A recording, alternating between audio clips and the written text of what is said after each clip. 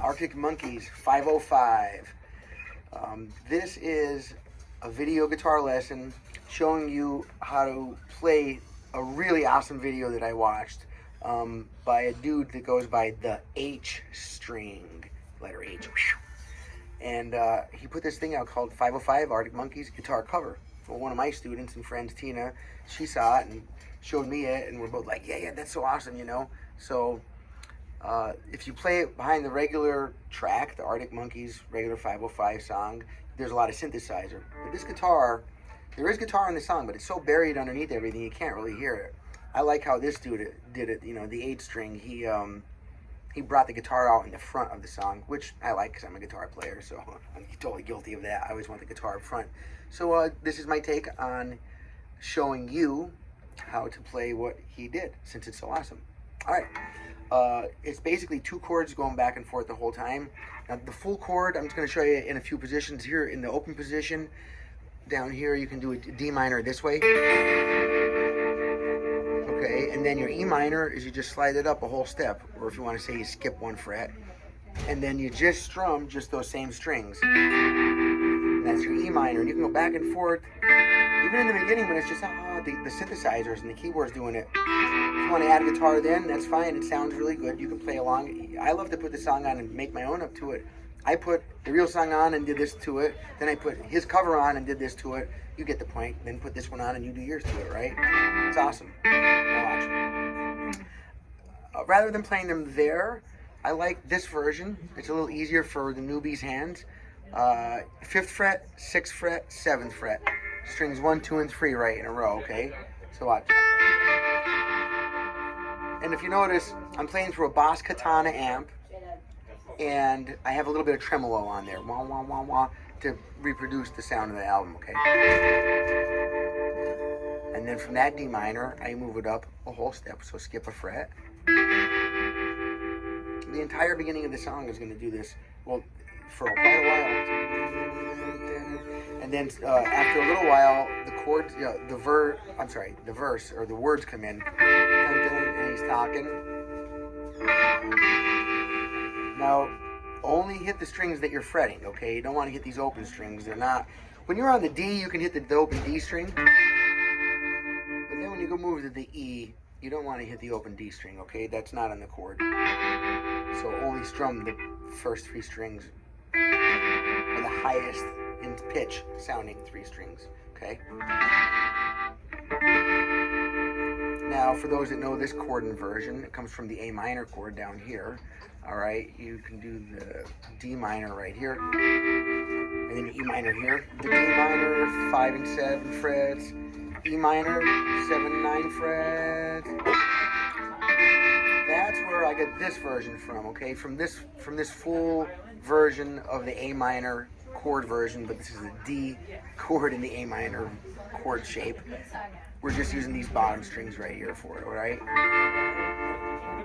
Whole step, half step, whole step down, D minor, full step up, E minor, and then this little riff comes in, which I love.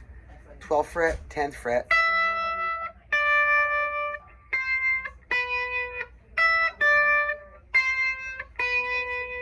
You can do it all there in one spot, which is easier for one, well, this is easier in one way, okay? Third finger or ring finger, 12th fret, 10th fret. That's 13 and 12. So you got dun, dun, dun, dun. You can do it there, or you can do it, which I prefer. This is 12, 10, 8, 9. I like that because then it's closer to get back there. Right where I have to pick the chord up again.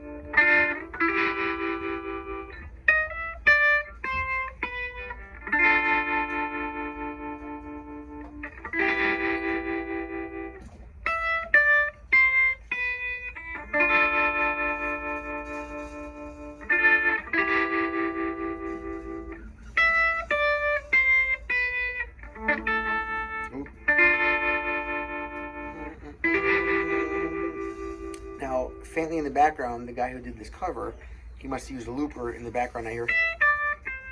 And then comes in The same notes, by the way.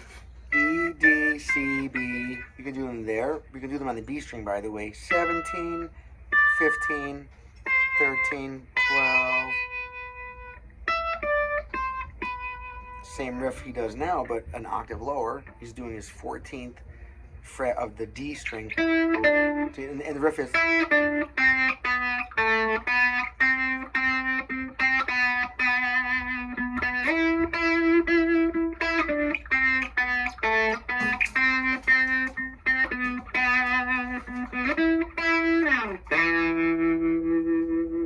7th fret, 5th string, grabs that E. Probably grabs it here, actually.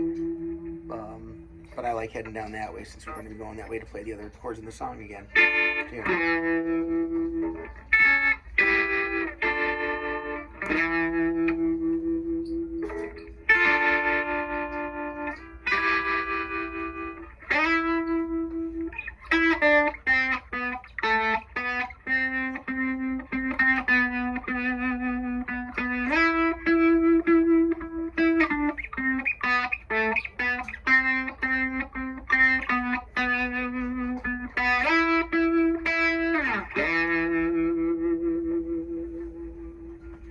Ooh, I love it.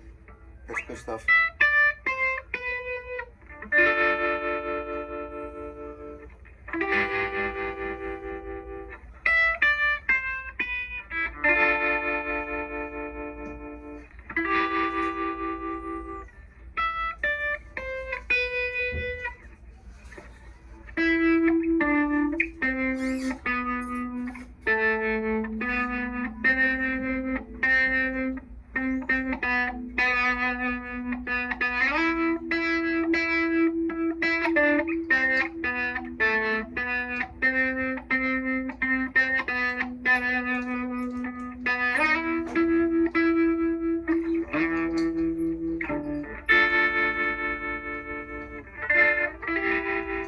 Then it gets a little heavier, and the chords are like...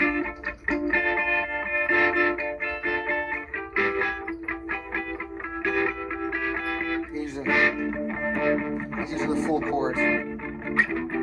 Nothing wrong with using the power chord either for that. When he comes in, you can do your D and E over here. You'd be, let's see.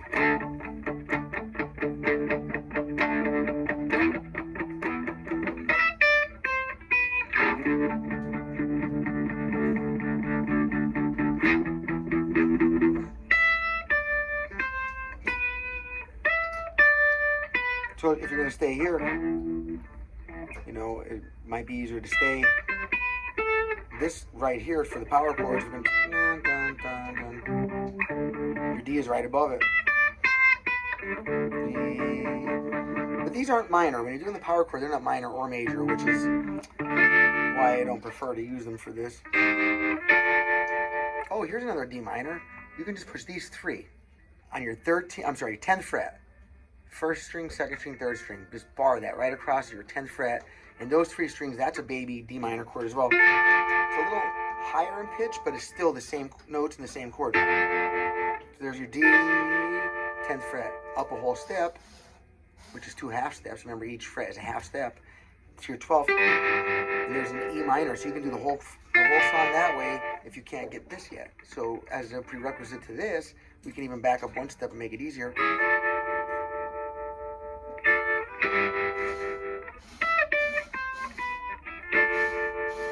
See what I'm saying right there?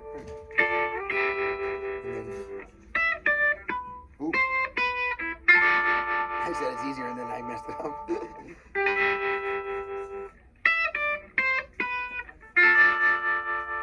Alright, dun dun dun dun dun dun dun dun dun dun dun dun dun.